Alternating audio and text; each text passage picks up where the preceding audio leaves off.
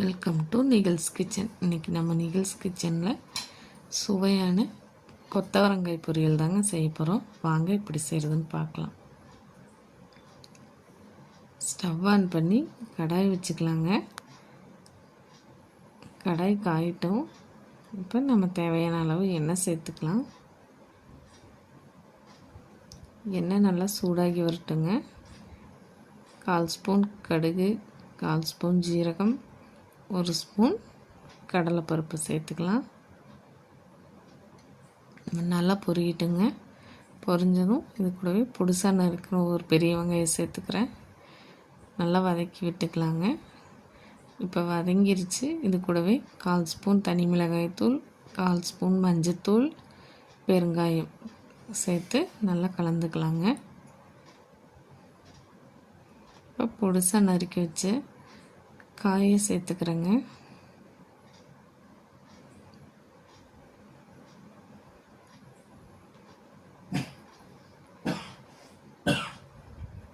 இந்த பொரியல் இருந்தால் போதுங்க, நமக்கு குழம்பே தேவையில்லை.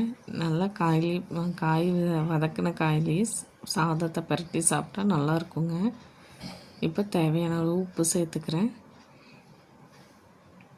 நல்லா கலந்ததுக்கப்புறம் தேவையான அளவு தண்ணி சேர்த்து மூடி வச்சுக்கலாங்க. குழந்தைங்களுக்கு லஞ்ச் பாக்ஸுக்கும் இந்த மாதிரி செஞ்சு கொடுங்க. காரம் கம்மியாக டேஸ்ட்டாக இருக்கும் சாப்பிட்றதுக்கு. நிறைய பேர் நம்ம சேனலை ஃபாலோ பண்ணுறீங்க. சப்ஸ்கிரைப் பண்ணிங்கன்னா உங்களுக்கு நான் போடுற வீடியோஸ்லாம் நோட்டிஃபிகேஷனில் வருங்க. இப்போ நல்லா கலந்து விட்டாச்சு. நல்லா தண்ணியும் வற்றிருச்சு. இப்போ நம்ம தேங்காய் துருவலை சேர்த்து நல்லா கலந்து கொடுத்துடலாம்.